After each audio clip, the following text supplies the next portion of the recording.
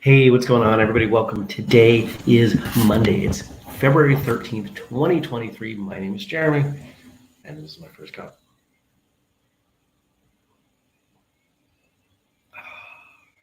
I can see from the messaging here that the internet connection is not great today. I'm sorry. It is what it is. And if it's intolerable, I understand, but we're going to work through it the best we can. I hope you are all well. I hope you had a wonderful weekend. I had an absolutely incredible weekend, a wonderful weekend. I met wonderful people. I did some fun stuff. And here we are with my last full day in Mexico.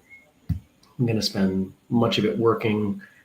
And then I'm on a plane early tomorrow. So just a reminder to everyone, no show tomorrow, Tuesday the 14th. So your Valentine's Day will have to be spent without me. I'm sorry. I know that's not the most loving thing I could do, but it's when I was flying. So Dennis says 314 nights before Christmas and all through the house, not a creature we're stirring, not even a campo. And good morning to you, Stacy, and all the rest of you out there, whether you're watching live, you're watching later, you're watching in not watching, but listening. I'm just thankful that you're here. Good morning, Kelly. Who else is here? I see the numbers rolling in. Good morning, Andy. I worked a little bit yesterday. I worked a little bit Saturday. I've worked at least every day that I've been here because I've done such great work. And you know, when you're in a groove, you got to keep it going. Right? Here we are, a cup of coffee. Coffee today is incredible. This is not even close to the best cup of coffee I've had. This is from the machine out there. The coffee shop down the street is wonderful coffee, and it's 50 pesos. So for like a latte, so that would be $2.50. So a great latte for $2.50. Pretty solid, right? What am I doing today? I've got a number of meetings, and I should be done at 3:30, something like that. I have a meeting with one of the team members about something big. And once that's done, I'm going to call it a day. I have to pack up today, and that's it. I'll decide what I want to do for my final meal. It sounds so morbid in a sense, right? Like my last meal. Good morning, Jenny. But it's going to be my last meal here, dinner tonight, and I'll have to see what I want to do. Do I go back somewhere that I enjoyed, or do I try something new? Who knows? None of the friends that I made are still in town, so I will actually, that's not true. There's one person that's still in town, so we may have dinner, and so there might be some input on that. But other than that, just hanging out. You might be able to see I did, it's hard to tell with this lighting, but I did get a little bit of a sunburn. Wearing this red shirt changes the white balance just enough that it might be difficult to see, but I did spend some time at the beach on Saturday. And actually, here's a fun situation. So went down to the beach, and there are plenty of places you can sit for free, but I lost one of my hotel towels. I'm sure they're going to charge me for that. I could not find a place until yesterday that sold beach towels. And even with that, the sun is brutal. So I spent a little bit of money to have an umbrella.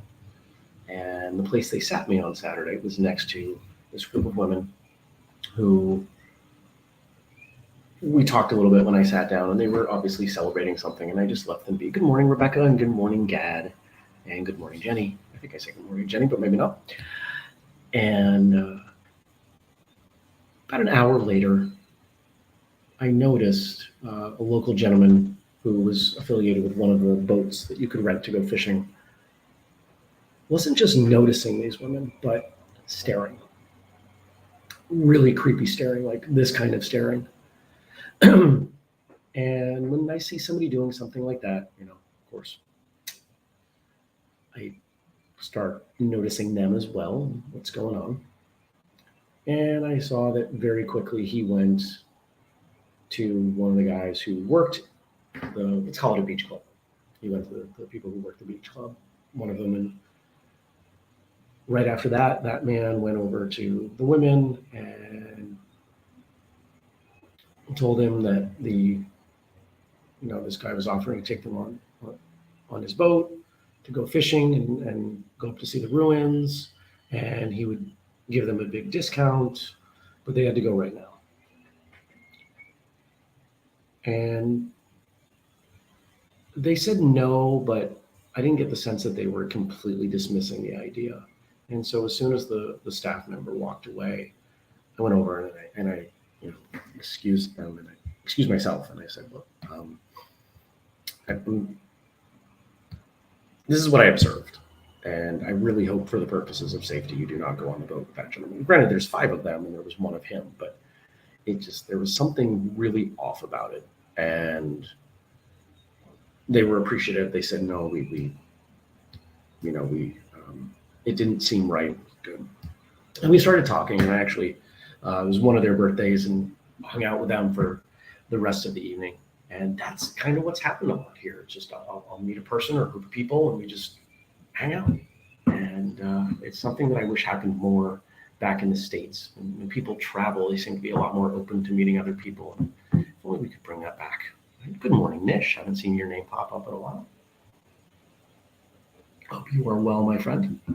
This is going to be the last cup of coffee I think that I have here. Well, I have to savor this. But I want to know about your weekend. What did you do? What were the highlights? Did you train? What did you do? Tell me in the chat. What are you doing today? Tell me that in the chat as well. I want to know what's going on with all of you. I feel like I've finally gotten into a little bit of a routine. Being that I'm here, I made it here for the show. It didn't take me an hour to get out of my hotel room. I was able to put a plan together and get here. Yeah. I've heard people say that when you go away, you really do need, most of us need 2 weeks, that a week's not quite long enough. And I think that's true. This is only the second time I've ever gone away for 2 weeks. And the other time I went was Galapagos, and there was enough logistics on either side that I really felt like I got 9 or 10 days of, let's call it, vacation. And this wasn't quite a vacation. I worked, as I said, I've worked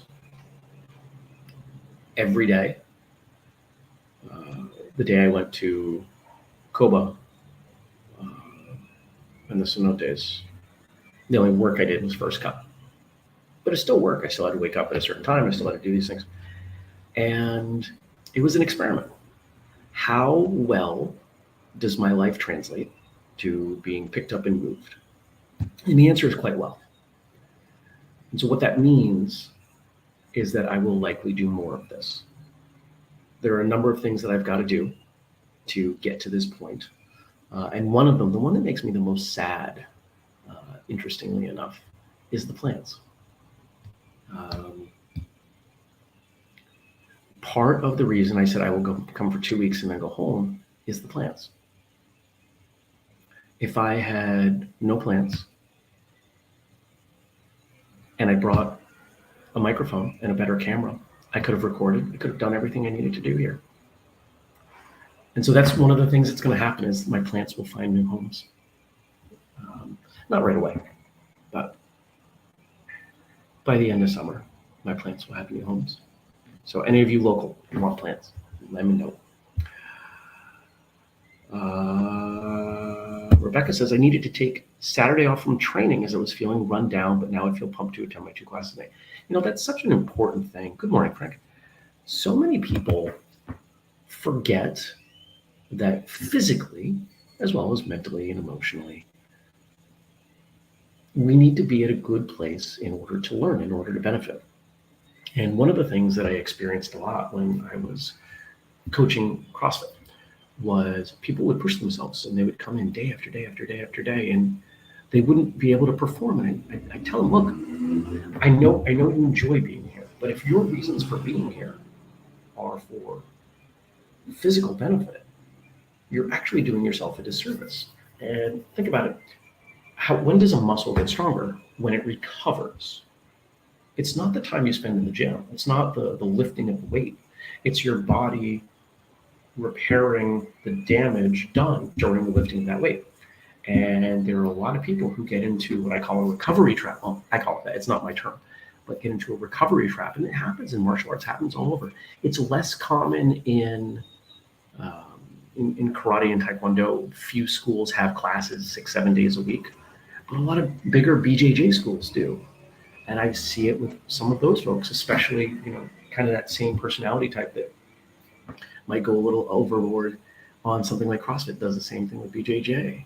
They train, 2 hours a day, 5-6 times a week, and they're constantly banged up and sore. Well, that doesn't help you. That's not where you should be. So Jenny says, I participated in the black belt class at my brother-in-law's school on Saturday. It was a combo class with the students and Matt's, all students I rarely get the chance to train with. 2 of my sons also joined the class. I had a blast, though my shoulders and neck are still feeling a little tight and sore from all the throws we practiced, which is what Matt taught for his half of the class. And Kelly says, Andy made me railings for our garage steps, so I'm finally able to leave the house. Woo. So I'm going to supervise classes starting tonight with chauffeurs, first time in 2 weeks. I'm preparing for a local news network to come film a couple of my students tomorrow night for their super senior segment. So exciting. It's our 3rd time on the news. That's great. That's awesome. Super pumped. Good morning to you, Nathan. And Dennis is echoing this. Rebecca, rest is a key part of training. Now you can go get it tonight. And, Dennis, I suspect, would have a lot to comment on. He's been training for a long time, and he's someone who really enjoys working out, and he works out frequently. But correct me if I'm wrong, my friend, but you also know where those lines are, and you know when to tone it back, and you know when a workout can be a recovery workout versus an intense workout, right? So, and Kelly's responding to Rebecca too. I know how that is, especially recovering from surgery. There are days that I'm too tired to do the PT exercises. After the day of rest, my performance is much improved. Rebecca says she trained 5 days straight, normally do 6, but yeah, this week I had lots of physical stuff outside classes, so I was so wiped and glad I listened to my body. And that's the key. Listen to your body. When you start to think about your body as something that we are constantly conditioning to do things, right? And it's almost everything we do to our body is either a stressor or what would be the opposite? Recovery, right? Creates stress or alleviates stress. Right? We train hard or we sleep. We train hard or we eat good food. We eat bad food. We drink water and sit quietly. We're meditating, right? If we think about this balance, there's a lot there that we can use and apply to the rest of what we do. If you want to nerd out on this, if you want data on this, the easiest way you can do this is with a metric called HRV, heart rate variability. And a lot of smartwatches can calculate HRV. Whoop, I believe Oura Ring does. And the nice thing about HRV is it gives you a number. But here's the challenge. That number isn't 100% accurate. The thing that I found that is the most telling about how my body's feeling? Doing a single pull-up. I can always do a single pull-up, but does one pull-up feel easy or does one pull-up feel really hard? If I go to do a pull-up, and I do this most mornings, not since I've been here, but if I do a pull-up and I'm like, ooh, nope, I'll take the day off from doing anything intense. I'll go for a walk.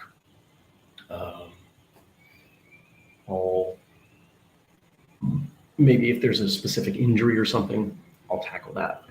And I am fully expecting when I get back that I'm going to go to the gym, and yeah, I haven't lifted weights for 2 weeks, but I'm not expecting that I lost anything between the amino acid supplementation I've been doing, which I haven't done as much as I wanted, but as well as the walking. I mean, I've walked to the beach twice. I walk up and down. I haven't gotten the 20,000 steps that I like to get, but I've definitely cleared 10 most days. I've probably averaged 12. Let's see. So the beach days, those beach days were probably 15. And I had one day I walked back. So yeah, I've probably averaged 13, 14,000 steps, and I feel good.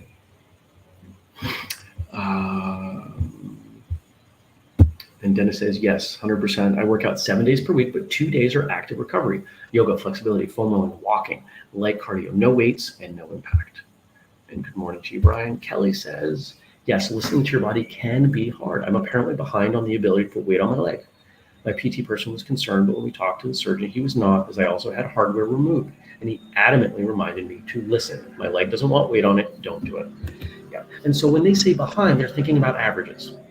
Right? Somebody's always going to be ahead. Somebody's always going to be behind. And it doesn't mean that there's anything wrong. We can't all be average, right? That's not going to work out. There's always going to be some distribution among the numbers, some sort of bell curve sort of thing, if you want to be nerdy about it. And I like being nerdy. Watch the new episode of The Last of Us and watch that yesterday day, during the hot weather. And I'm telling you, if you have access to that show, it is incredible. It's on HBO Max. I would strongly encourage you to watch it. It's awesome. All right, now Frank sent some stuff over, and I definitely want to jump into it because it's from one of the most motivational people I believe that is still existing today. Still exists, still alive, sure. And you all can keep chiming in there, and I'll switch over to that. And if you have more stuff about recovery or what you did or what you're doing today, because I still care, drop that in there. Otherwise, we are going to talk about a name that is so famous. We only need to use the first one, Oprah. You don't become what you want, you become what you believe.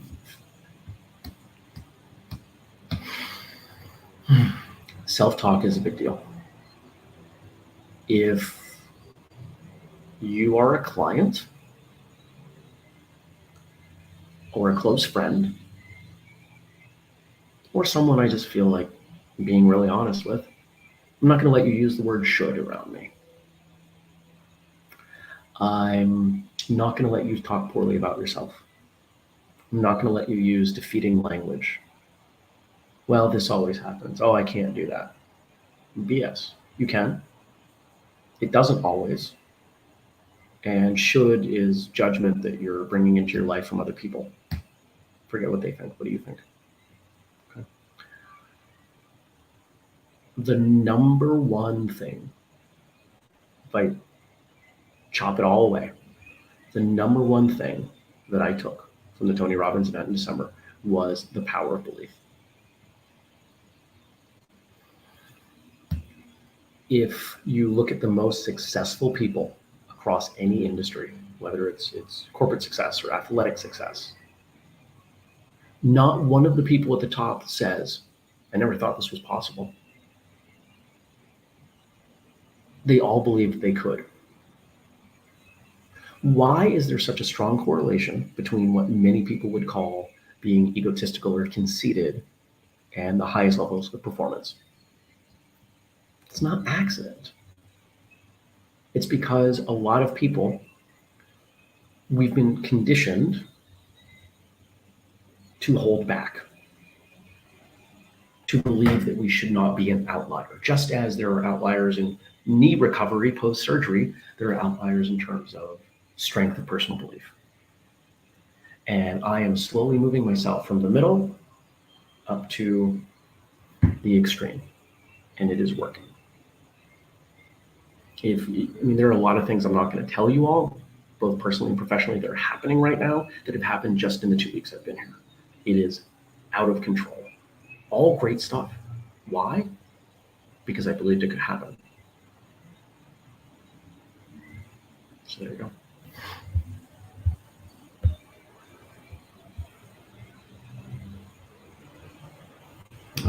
Gad agrees. He said, I've watched the first episode of The Last of Us. Great that they don't follow the game to the letter and they perfectly capture the atmosphere of that world. A must watch indeed. And Gad, that if that's something you appreciate, that gets to be even more so in other episodes. Jenny says the same thing is true when raising kids. Don't worry about what you should be able to do. Listen to yourself. Work at the pace that works for you. Who cares if some other kid is walking and talking ahead of schedule? You'll know if it's right for you. You'll know when to push and when to pull back. Your gut is usually right. Yeah, you are not a failure as a parent because your kid didn't walk in the 99th percentile for time or whatever. I'll leave that one to you guys chatting on the side. All right. And this is the second quote from Oprah here. This is a very similar way to look at it. Instead of you don't become what you want, you become what you believe. This next one, you get in life what you have the courage to ask for. That's her quote. So I'm not going to say her quote is wrong because it's her words. But I actually don't ask. There's another. I don't know if this is a quote or a cliche. "'Tis better to beg forgiveness than ask permission." I am done asking permission of anyone for anything I do.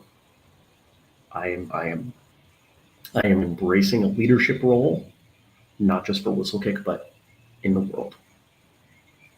And I am hyper aware that will start to offend people. But here's the fun part. The people that it offends, I don't have to spend time with anymore because they're thinking small and they want to hold me back. I know that some of those people, it will be hard for me because I'm sure some of them will be people that meant a lot to me.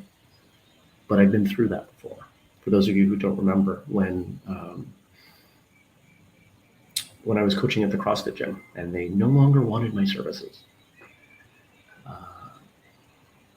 there were a couple dozen people that I thought were friends that proved to not be friends. They were acquaintances, friendships of opportunity, friendships of convenience. Great. I got to stop spending time investing energy into their lives. I stopped paying attention to their social media, unfriended a bunch of them, stopped going to their birthday parties. They didn't care. Now I have more time to spend on other people with other things. Right?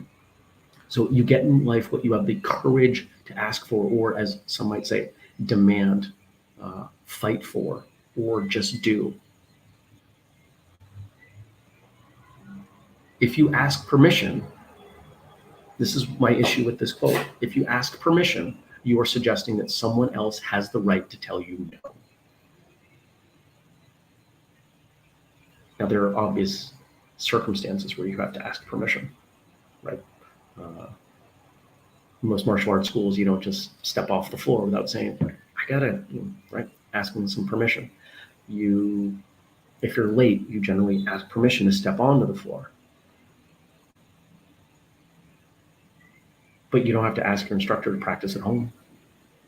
You don't have to ask your instructor, I'm gonna go and embody what the next rank looks like. You're a white belt. You are practicing to become a yellow, blue belt, black belt. You've got to train like that with that spirit to be that. You don't ask someone permission for that. You are that. You become that. Let someone tell you no. Nobody's going to tell you no. Gad says it's human nature to think in absolutes and compare oneself and others, but we can overcome that quote flaw and be better than our initial programming. I agree with you. Go with your gut. Everyone is different. Jenny says, I followed that philosophy at work. My bosses hated me because I didn't need their approval and I knew the job better than them and I was rarely asking forgiveness. And so I look at that and say, your boss is hating you is proof that you were doing it the right way. The only time I've really had bosses, and my clients, all my clients, whether they're martial arts schools or not, they are my bosses, right? And I tell them flat out, like, my job is to advise you and do, and sometimes challenge you and push you. But at the end of the day, you're the boss. You hold the veto power. I will always, unless it's unethical, do what is asked of me. But in the time that I worked for Staples, other than the brief stint in college, where there was a health management structure, when I came to Vermont, the management hated me, absolutely hated me. I got, of the 4 managers I worked with, 2 of them literally yelled at me. I almost had to call the cops on one of them. One of them really liked me because he understood, but he was hated by the other 3. And the store manager definitely hated me, but his style was not to yell. Why? Because I did what needed to be done, and I did it well, and they felt threatened because they knew, given time, I could take any one of their jobs because I was better than them. They didn't like that. And our final quote here today from Oprah: we are all called. If you're here breathing, you have a contribution to make to our human community. The real work of your life is to figure out your function, your part in the whole, as soon as possible, and then get about the business of fulfilling it as only you can. Let me read that one more time. Something tells me a couple of you need to hear this again. We're all called. If you're here breathing, you have a contribution to make to our human community. The real work of your life is to figure out your function, your part in the whole, as soon as possible, and then get about the business of fulfilling it as only you can. I have a theory, and I've shared this with some of you, and I think I've even shared it on the show, that we all have one thing that we could do better than anybody else, anybody alive, better than anybody who's ever been alive. It's probably a very specific thing, like building a martial arts lifestyle brand.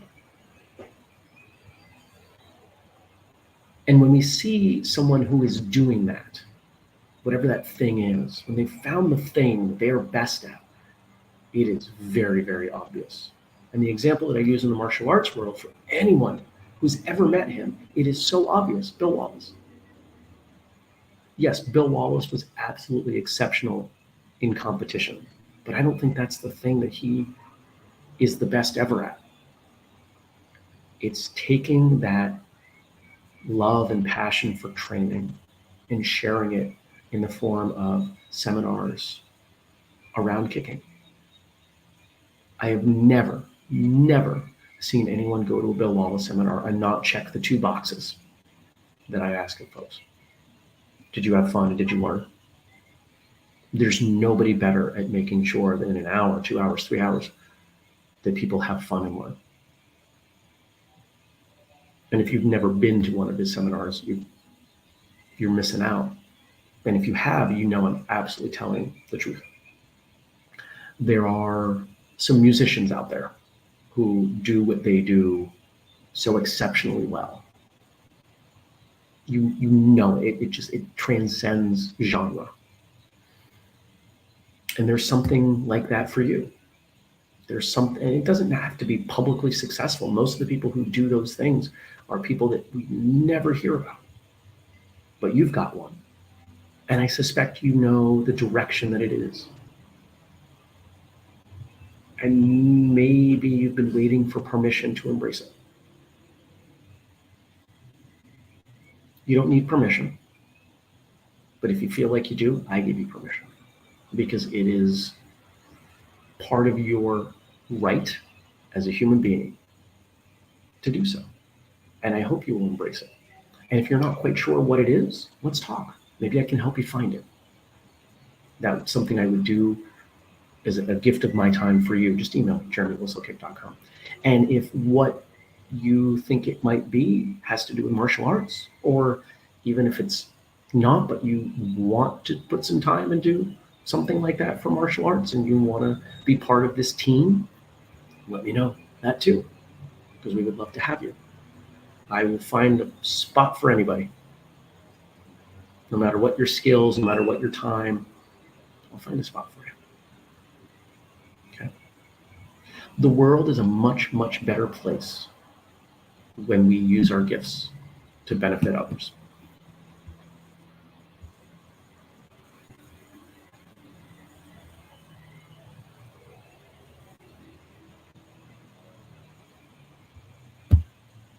Yeah, it says asking permission. I think saying sorry before you do or say something that is the right thing to do falls in the same category. Like when someone is misbehaving and people say, sorry, but I have to ask you to leave. You're not really sorry, and they're wrong, so why say it? I hear it so many times. Only say sorry when you've actually done something wrong. Something I started a few years ago, very consciously. I don't say it. I don't apologize. It is not my instinct to apologize anymore, because one of two things is happening. I'm either apologizing when I don't need to, or I did need to. I do need to, and it's better to let my actions speak.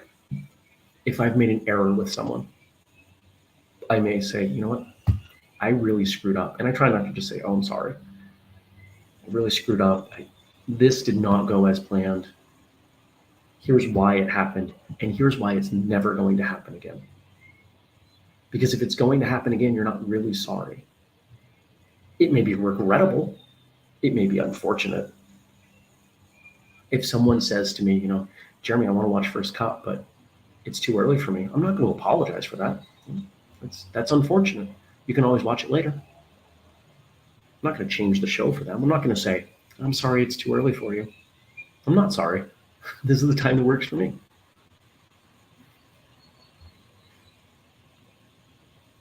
Jenny's in agreement. Stacy says, I like this idea. I had a sorry jar, much like some have swear jars. Life-changing. That's a phenomenal idea. Jenny says, I make up for all the apologizing you don't do. And Jenny knows what happens when she apologizes during our calls. Stacy says, use the money in the sorry jar to go out for tea with friends. You know what I think would be a better use of that money? Giving it to something that you don't like. If you're not punishing yourself, you're not hardwiring strongly enough. If you have a swear jar or a sorry jar or whatever jar, you don't use that money as something. I'm gonna be kind of strong here. You're rewarding yourself for apologizing. Well, you know, I have to put that money in, but I get to use it to go have tea with friends. No, that's not behavior correcting. Think of an organization you strongly dislike, a nonprofit or a political party or something. That's where that money goes.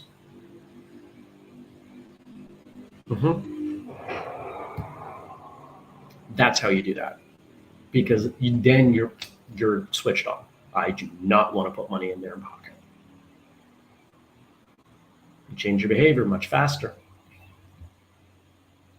All right, everybody. I hope you have a great day. Remember, no show tomorrow. I will be traveling. Thank you for your... And that's exactly the point. CC says, ouch, my friend, ouch. Yes. Yep. Love you dearly, but I'm sorry, your way is not corrective behavior. I hope you have a great day. I hope you will consider supporting us. To those of you who are doing Kick Clinic or 30-Day Challenge or one of the other programs, hope you're having fun with those. If you're not doing a program, here's what I would love to know. For those of you who are, you know, most of you are willing to give me this feedback. Can you email me and tell me what it would take to get you to do a program? Is it the subject matter? Is it the time? What is it? I want to know, because I want us to have so many different programs that they appeal to all kinds of different people. And I did. Gad says, you said sorry. I did. I'm not perfect at this. I'm doing my best. Deal with it.